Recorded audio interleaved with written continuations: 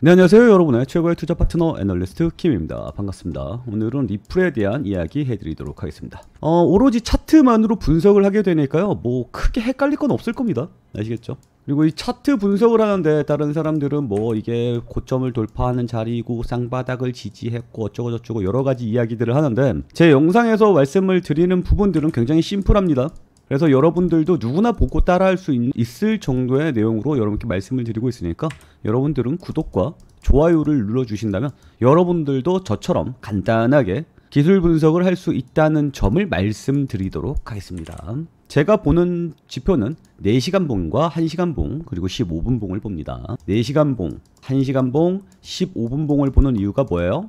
너무 느리면 어떻게 돼요? 지루하죠. 그리고 너무 빠르면 어떻게 됩니까? 신호의 신뢰도가 떨어집니다. 그래서 너무 지루하지도 않고 신호의 신뢰도도 어느 정도 올릴 수 있는 상황으로 매매를 하기 위해선 이 정도가 적당하다라는 게 저의 판단입니다. 그리고 이렇게 대응을 하면 좀 민첩하게 대응을 할 수 있기 때문에 여러 가지 변화된 상황들을 빠르게 캐치해서 우리가 거기에 적응을 해 나갈 수 있다, 이렇게 좀 말씀을 드리도록 하겠습니다.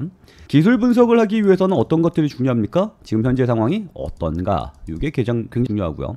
지금 박스권 매매를 사용을 해야 되는가, 추세선 매매를 사용을 해야 되는가, 이렇게 구분을 해야만 합니다. 그래서 박스권 매매를 할 때는 어때요? 이런 식으로 옆으로 이렇게 계속 가면 뭐 여기서 먹고 여기서 팔고 여기서 사서 여기서 팔고 이렇게 가면은 굉장히 큰 수익을 낼 수도 있겠지만, 잘못되면은 어떻게 돼요?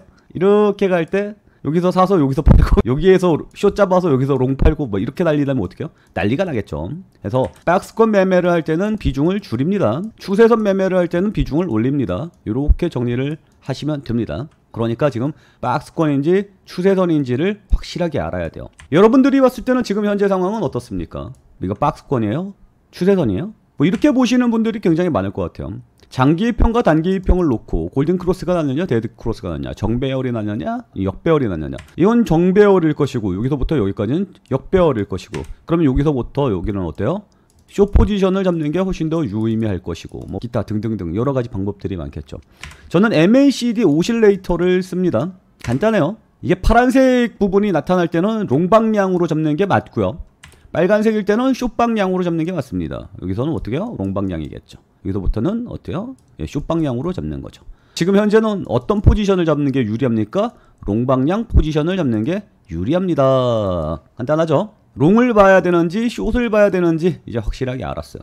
그러면 이게 박스권으로 가야 되는지 추세선으로 봐야 되는지 전략을 짜야 되는데, 이거는 철저하게 추세선 매매에서 이용을 해야 되는 부분들이거든요. 근데 저는 요거를 이제 롱이냐 숏이냐 그걸 판단한다라고 말씀드렸고, 박스권 매매냐 아니면 추세선 매매냐 요걸 구분하기 위해서는 분류를 보면 됩니다.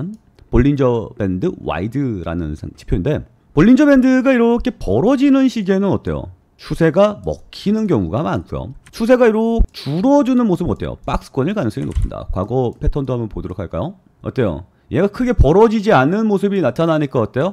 횡보세로 가고 있는다. 박스권으로 매매를 하면 될 것 같다. 그리고 과거 여기서는 어떨까요? 볼린저 밴드가 벌어지니까 추세 매매를 해야 되는 구간이 나타난다. 이런 것들도 충분히 알 수 있겠죠. 그래서 볼린저 밴드 와이드라는 요 지표를 사용을 하고 있습니다. 근데 이것도 골든 크로스라는 개념이 있고 데드 크로스라는 개념이 있어요.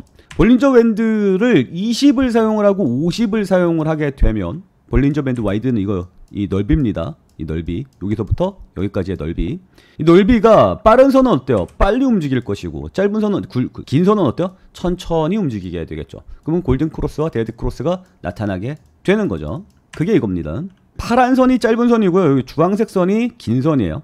그러면 얘가 골든 크로스 상황으로 이렇게 나와 있는 상황은 어떻습니까? 여기서는 추세일 가능성이 높다가 평가가 되는 거고요. 이게 이제 데드 크로스 쪽으로 이렇게 나타나는 상황은 어떻습니까? 변동성이 줄어들고 있기 때문이죠. 그러니까 여기선 변동성이 줄어들 것으로 예상을 하면 됩니다. 그래서 박스권 매매를 사용을 하면 됩니다. 그러면 지금 현재 상황을 보면 어떻습니까? 여기서부터는 여기까지 추세선 매매를 했다가 여기서부터 여기까지는 어때요? 박스권 매매를 해야 되는 게 맞죠? 보이죠? 여기서 여기까지는 추세 매매했다가 여기서 여기까지는 박스권 매매, 여기까지는 추세 매매를 했다가 여기서부터는 박스권 매매를 하는 게 맞습니다. 근데 이거 하나만 놓고 보기에는 조금 오류가 있어요. 보면 아시겠지만 그렇게까지 정밀하지는 않습니다. 그래서 RSI를 사용하게 됩니다. RSI는 뭡니까? 상대 강도 지표죠. 상대적으로 강도가 세지고 있습니까? 상대적으로 강도가 약해지고 있습니까? 방향은 어느 쪽입니까?를 알 수가 있는 거죠. 그래서 40에서 60선을 사용을 하게 되면, 그러니까 여기죠. 여기 안에 머물고 있으면 박스권이라고 이해를 하고요. 그 밖에 넘어가는 구간에서는 뭐예요? 추세 구간이다라고 판단을 합니다. 추세 구간일 때는 강하게 힘을 실어서 강하게 수익을 낼 수 있는 구간을 나타내는 거고요. 박스 구간에서는 어떻습니까? 여기서는 약한 수익을 우리가 잡아가면 된다라고 말씀을 드릴게요. 근데 지금 현재 상황은 어떻습니까? RSI가 51을 가리키고 있습니다. 박스권이란 이야기고요. 볼린저 밴드 와이드는 어땠습니까? 데드 크로스가 난 상황입니다. 그래서 박스권이란 이야기입니다. 그래서 지금 현재 우리 전략은 뭘 사용해야 합니까? 박스권 전략을 사용을 해야 합니다. 그러면 박스권 전략을 사용을 할 때는 타이밍을 봐야 되지 않겠습니까? 우리는 지금 현재 롱 포지션을 잡는다라고 이야기를 했죠. 박스권 전략 롱 포지션을 잡는다라고 생각을 하고 1시간 봉을 보도록 하겠습니다. 1시간 봉에서는 박스권 전략을 매매할 때는 스토캐스틱을 사용을 하고요. 추세선 전략을 사용할 때는 MACD를 사용합니다. 만약에 우리가 MACD를 사용한다면 여기서부터 여기까지는 어때요? 추세 매매를 해야 되는 상황이겠죠. 근데 지금 어때요? 스토캐스틱을 사용을 해야 됩니다. 스토캐스틱을 사용을 할 때는 어떻습니까? 골든 크로스가 나면 매수를 해야 되고 데드 크로스가 나면 숏 포지션으로 매매를 해야 되는 상황이죠. 근데 우리는 롱 포지션을 매매를 하는 거잖아요. 롱 포지션은 이럴 구간에 매매를 해야 되는 거겠죠. 근데 지금 그 구간이 나왔습니까? 안 나왔죠. 그리고 여기에서 신뢰도를 높이기 위해서는 어떤 식으로 가야 됩니까? 상방향으로 할 때는 낮은 자세에서 위로 잡아야 되고, 그리고 하방향으로 잡을 때는 높은 자리에서 낮은 방향으로 잡아야 되는 게 기본이겠죠. 그러면 롱 포지션을 잡으려면 어떻게 됩니까? 낮은 자리에 와 있어야 되는데 얘가 지금 어때요? 높은 자리에 가 있습니다. 따라서 지금 현재는 어떻게 포지션 잡아야 됩니까? 노 포지션을 잡아야 됩니다. 이해가 갑니까? 만약에 이 녀석이 MACD를 사용하는 상황이었다. 그러니까 추세 전략을 사용하는 거였다. 그러면 MACD를 사용하게 되고, MACD를 사용하게 되면 어때요? 롱 포지션을 잡는 게 맞겠죠. 그런데 지금은 그게 아니라 이걸 사용해야 됩니다. 그래서 다시 한번 말씀을 드릴게요. 지금 추세를 사용해야 되는지 박스를 사용해야 되는지 요거 굉장히 중요합니다. 그래서 우리는 지금 현재 박스를 사용한다라고 결론이 났어요. 그 이유가 뭐죠?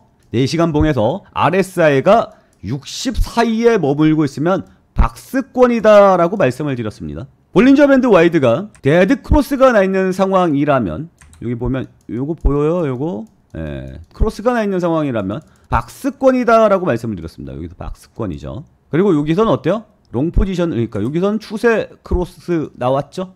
그러니까 여기서는 추세 매매를 하는 게 맞죠. 여기서부터 여기까지 추세를 매매를 하는 게 맞고, 데드 크로스가 나와 있는 상황이기 때문에 여기서는 어떻습니까? 여기서는 박스권 매매를 하는 게 맞다. 그래서 추세를 볼 것인지 박스를 볼 것인지에 대한 결과가 나오고, 그 다음에 숏 포지션으로 매매를 할 것인가, 롱 포지션을 매매를 할 것인가에 대해서 지금 현재 답은 롱 포지션 매매를 해야 된다. 박스권 롱 포지션을 보고 1시간 봉으로 들어가서 박스권이라면 스토캐스틱을 매매하고 추세선이라면 MAC를 매매한 기준으로 삼는데, 박스권이기 때문에 스토캐스틱을 본다. 롱 포지션을 잡아야 되는데 어때요? 데드 크로스가 나와 있는 상황이다. 신뢰도를 높이려면 어떻게 해야죠? 저점에서 잡아 올리는 모습을 봐야 한다. 따라서 지금 현재는 어떻습니까? 노 포지션으로 가는 게 맞다. 항상 매매하는 게 아닙니다. 여기서 사서 여기서 팔고, 여기서 사서 여기서 팔고, 이런 식으로 매매를 하면 베스트죠.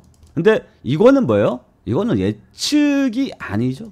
이거는 신의 영역이죠. 절대 그렇게 할 수는 없습니다. 그래서 빈도수를 어느 정도로 갖고 갈 것인지, 그리고 빈도수가 높으면 높을수록 어때요? 신뢰도가 더 높아야 되는 거고, 여기서 잘못 걸리면 어떻게 됩니까? 더 많은 손해가 누적될 수밖에 없겠죠. 이런 것들을 다 감안을 해서 제가 지금 말씀을 드리는 거예요. 이해가 가시죠? 이해가 되시는 분들 구독과 좋아요를 눌러주시기 바랍니다. 이제 딱 보면 알겠죠? 뭐 예를 들어서 아까 제가 이더리움에 대한 이야기를 했을 때, 이 녀석이 4시간 봉으로 봤을 때 추세선 매매를 해야 한다. 아, 이거 1시간 봉이네요. 4시간 봉으로 봤을 때는 어때요?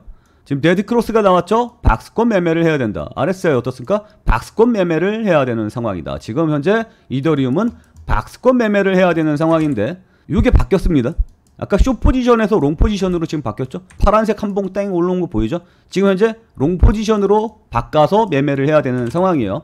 1시간 봉으로 들어가서 본다면 박스권 매매를 한다고 했습니다. 그러면 어떻습니까? 스토캐스틱이 데드 크로스를 그리는 방향, 여기가 어때요? 높은 확률이 높겠죠? 그래서 지금 이더리움은 숏 포지션을 잡아야 된다라고 말씀을 드렸습니다. 근데 지금 롱 포지션으로 바뀌었지만 아까 숏 포지션으로 잡아야 된다라고 말씀을 드렸어요. 그럼 여기서 이제 숏 포지션을 잡아야 되잖아요. 요 타이밍 어떻게 됩니까? 15분봉으로 갑니다. 정확한. 왜? 이미 들어와 있잖아. 지금 이더리움 전략이 뭐예요? 박스권 전략을 사용한다. 그리고 숏 포지션을 사용한다. 근데 4시간 봉에서 롱 포지션으로 바뀌었네. 롱 포지션으로 바뀌었네. 저는 그 숏 포지션이었던 상황을 가정해서 봅시다. 어차피 한 칸이었으니까. 숏 포지션으로 가야 된다. 근데 얘가 지금 숏 포지션 신호를 주고 있다. 그럼 매수 들어가면 되는 거 아닙니까? 15분봉으로 들어가서 스토캐스틱입니다. 역시 마찬가지로 스토캐스틱으로 들어가야 됩니다. 아까 상황은 여기였거든요. 여기. 얘가 지금 어때요? 롱 포지션을 제공하고 있잖아요. 타이밍 나옵니까? 안 나옵니까? 안 나오죠. 그래서 숏 포지션을 잡기에는 타이밍이 안 나왔다. 그래서 여기서 이제 땅 하고 숏 포지션 타이밍이 띵 하고 나왔어요. 그러면 숏 포지션을 잡으면 되는데 4시간 봉이 지금 뭐예요? 롱 포지션 자리로 바뀌었죠. 그럼 매매가 됩니까? 안 됩니까? 안 되죠. 그래서 15분 봉에서 지금 결정을 할 수 있는 부분들이 없게 되는 겁니다. 그래서 이더리움은 구경을 해라 라는 포지션으로 하는 거죠. 아까 제가 숏 포지션을 잡아라 하지만 약한 강도다 라고 말씀을 드렸었는데 그 부분에 대해서 이 녀석 때문에 그렇습니다. 정확하게 매매를 할 수 없는 부분이었기 때문에 말씀을 드렸던 부분입니다. 지금 전체적으로 내용이 이해가 가요? 이것만 딱 보면 지금 뭘 해야 되는지가 정확하게 나오죠. 그리고 강도가 어느 정도인지도 대충 계산이 됩니다. 뭐냐면 얘네 방향이 같을 때, 예를 들어서 지금 박스권입니다 라고 이야기가 나왔지만 이 녀석의 MACD도 존재하지 않습니까? 이 녀석의 MACD 방향과 스토캐스틱의 방향 정확하게 같다면 어때요? 레버리지를 높일 수 있겠죠. 아까 같은 경우는 여기 요 봉 생기기 전까지 요거 어때요? 골든 크로스가 나왔으니까 얘는 롱 포지션을 얘기하고 있는데 얘는 어때요? 숏 포지션을 이야기하고 있는 빨간 선이잖아요. 그러면 레버리지를 높일 수 있습니까? 없습니까? 없죠. 이런 식으로 체크를 하면 됩니다. 레버리지 방향은 내가 돈을 더 투자할 것인지 덜 투자할 것인지 방향을 보면 알 수 있다고요. 그래서 아까까지만 해도 숏 포지션에 대한 정의가 나왔었는데 얘의 MACD는 어떻습니까? 롱 포지션을 이야기하고 있죠. 얘는 숏 포지션을 이야기하고 있죠. 높은 강도의 신호가 나온 겁니까? 아니죠. 강하게 때릴 수는 없는 거죠. 15분봉으로 정확하게 크로스 타이밍을 잡아서 매매에 들어가야 되는데 이런 상황이었다면 그래도 어느 정도 타이밍을 잡을 수 있었겠지만 지금은 아니죠. 그래서 타이밍을 잡을 수 없다. 이런 식으로 결론이 나오게 되는 겁니다. 전체적으로 이해가 가죠. 이 부분들이 비트코인에서 이더리움까지는 어느 정도 잘 먹히는 전략입니다. 근데 리플부터 조금 애매해지기 시작하면서 그 밑으로 내려갈수록 점점 신뢰도가 떨어져요. 그 이유가 뭐죠? 얘네들은 이더리움이라든지 비트코인 같은 경우에는 변동성이 상대적으로 작습니다. 안정적으로 움직이죠. 이벤트의 변화율이 상대적으로 작기 때문에 통계적 안정성으로 매매가 가능합니다. 그 이야기는 뭡니까? 기술 지표가 잘 맞는다라는 뜻이에요. 근데 그 밑에 알트코인으로 넘어가면 변동성이 크죠? 기술 지표가 맞기가 힘들어집니다. 신뢰도가 떨어집니다. 아시겠죠? 그러니까 우리는 비트코인이랑 이더리움이랑 리플까지 어느 정도 감안을 해서 리플 조금 애매하긴 하지만 그래도 얘네들까지는 안정적으로 매매가 가능한 그 수준이기 때문에 요거 가지고 기술 분석으로 안정적으로 매매를 할 수 있다라는 점을 다시 한번 강조를 해드리도록 하겠습니다. 이해하시죠? 여기까지 내용이 이해되시는 분들은 구독과 좋아요 눌러주시기 바라고요. 영상 하단에 영상 설명란을 보시면 저 블로그 주소 나와 있습니다. 블로그 들어오시면 여러가지 내용들 함께 만나볼 수 있을 거고요. 그리고 저희 채팅방 여러분들 무료 참여를 기다리고 있습니다. 구독자가 굉장히 적죠? 그래서 여러분들이 초기 구독을 하시는 분들은 초기 구독자 개국공신이 되는 겁니다. 개국공신이 되시는 분들은 제가 계속해서 여러분들과 함께 채팅방에서 매매 타이밍을 함께 잡아보도록 하겠다. 이렇게 좀 말씀을 드리도록 할게요. 그러니까 꼭 개국공신이 되시길 바랍니다. 구독과 좋아요 눌러주시고요. 저희 채팅방도 많이 참여해 주시기 바라고요. 만약에 저희 채팅방 참여가 안 되시는 분들은 010-8131-7756 이쪽으로 채팅방 참여하고 싶습니다 라고 메시지 보내주시면 어떡해요? 예, 저희 채팅방 링크 보내드리도록 하겠으니까 많이 참여해 주시기 바랍니다. 자, 오늘 내용은 여기서 마치도록 하겠습니다. 오늘도 시청해 주셔서 감사합니다.